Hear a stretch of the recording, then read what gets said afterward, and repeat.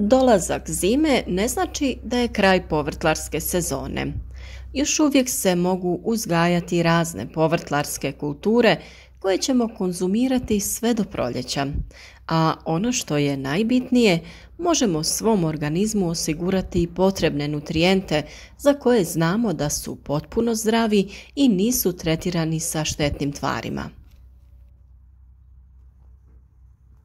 Neke od kultura koje se mogu uzgajati su različite vrste zelene salate, blitva, špinat, rukola, radič, matovilac te neizostavni crveni luk, a naravno i mnoge druge. Sve ove biljke dosta lijepo napreduju i tokom hladnijih dana. Mogu se posaditi na otvoreno, ali tada berba dolazi tek na proljeće, dok u plasteniku sebi osiguravate berbu tokom cijele zimske sezone. U današnjem videu pokazati ćemo vam jednostavan način kako možete napraviti mali plastenik i zaštititi vaše biljke. Veličinu prilagođavate sebi i vlastitim potrebama. Zemlju je potrebno obraditi, posijati ili posaditi željeno povrće. S obzirom da svom ovom pomenutom povrću još uvijek odgovaraju vremenski uslovi i zemlja je koliko toliko topla, brzo će proklijati i niknuti, a ukoliko imate spremne presadnice, to je još bolje. Ranije sam posijala salatu koja je lijepo niknula i lijepo napreduje. Prorijedila sam višak i premjestila na neko drugo mjesto. A između ove salate posaditi ću lučice crvenog luka. Zemlju je potrebno lagano promiješati kako bi bila rahla i pogodna za sadnju. Lučice samo lagano utisnite u zemlju, ne previše duboko i prekrite rukom sa slojem zemlje. Sadnja luka se obavlja na dubinu od 5 cm, tako da nije potrebno da se prave kanali za sadnju. A sve o sadnji luka imate u drugim video savjetima na našem kanalu, pa ih potražite.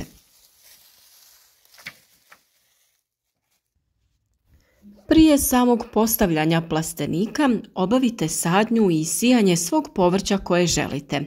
A također, nakon toga, neophodno je sve dobro zaliti kako bi biljke imale dovoljno vlage duži vremenski period. U šumi smo odrezali štapove koji će nam poslužiti za pripremu konstrukcije. Bitno je da koristite tanke štapove kako bi ih bilo lakše oblikovati da dobijete željeni oblik plastenika. Vi možete naravno koristiti i neku metalnu konstrukciju ukoliko imate dostupno nešto što bi vam poslužilo u ovakvom radu. Svim biljkama je za rast i razvoj potrebno mnogo vode, tako da je neophodno dobro zaliti zemlju u plasteniku. U njemu je temperatura zraka inače malo viša i možda ćete, ukoliko bude toplih dana u ovom zimskom periodu, trebati i ponoviti zalijevanje nekoliko puta. Štapove koje ćemo koristiti za konstrukciju potrebno je skratiti na dužinu koja vam odgovara. Plastenik može biti jako mali, tek toliko da prekrije biljke, a može biti i malo veći kako bi mogli da uđete u njega i berete vaše biljke.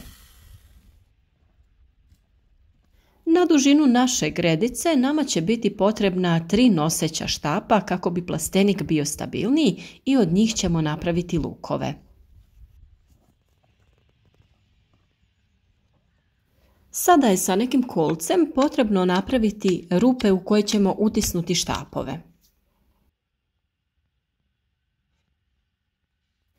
Ukoliko vam je zemlja dosta rahla pa vam to otežava pravljenje rupa za konstrukciju, prilikom rada u rupu naspite malo vode kako vam se ne bi urušavala. Za svaki luk su potrebne 2 rupe, znači po jedna sa svake strane, a za naša 3 luka potrebno je 6 rupa, 3 sa svake strane plastenika. Oprezno postavite štap u jednu, pa lagano savijte u drugu rupu kako bi dobili željeni oblik i naravno popunite te rupe sa zemljom kako bi bila čvrsta.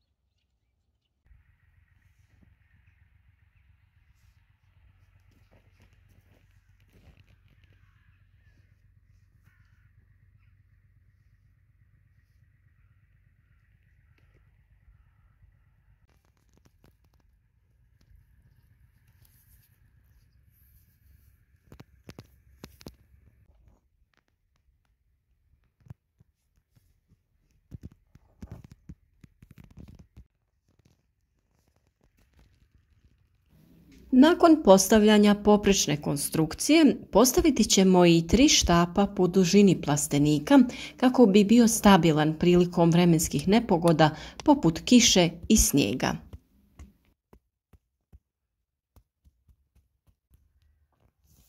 Vrlo je bitno da imamo jedan štap na samom vrhu te 2 štapa sa svake strane plastenika. Pričvrstiti ćemo svaki taj štap na svaki poprečni luk, to jest na 3 mjesta. Koristiti ćemo običnu žicu i dobro je zategnuti. Vrlo je bitno da ovaj spoj na žici bude savijen prema unutra i to na suprotnoj strani od najlona kako ga ne bi oštetilo.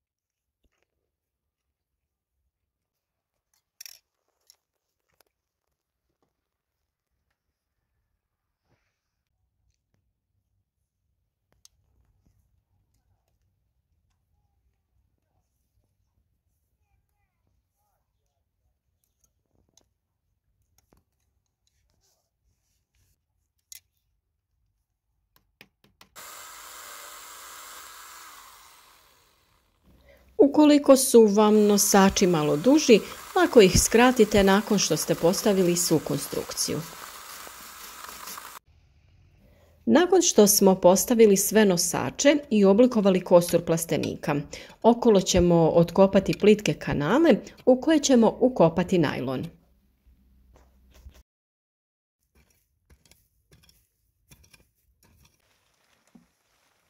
Najlon bi trebao biti iz jednog komada jer ukoliko je iz više dijelova, tada neće biti stabilan i lako bi se mogao oštetiti prilikom vjetra ili drugih nepogoda.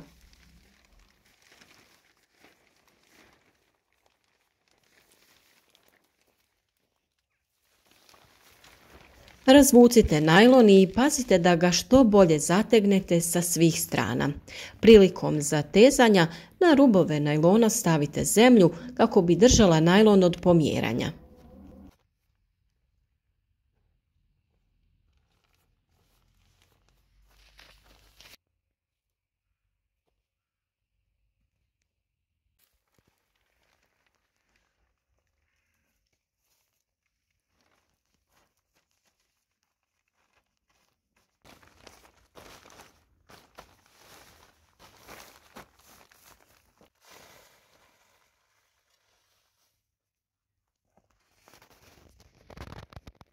Ukoliko želite, jednu stranu ostavite dostupnu kako bi često mogli otvarati i zatvarati vaš plastenik.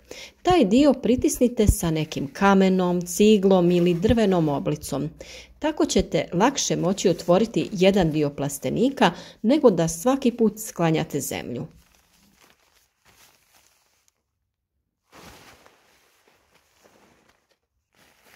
Vrlo je važno da plastenik bude jako dobro osiguran i pričvršćen kako ga vjetar ne bi pokvario.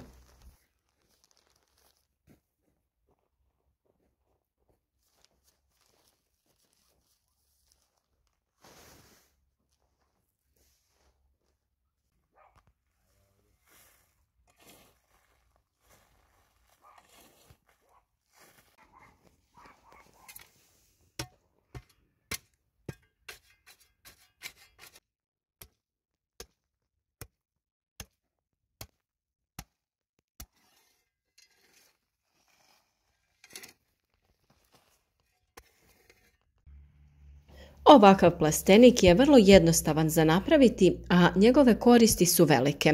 Možete uzgojiti šaroliko povrće i osigurati zdrave obroke tokom cijele zime.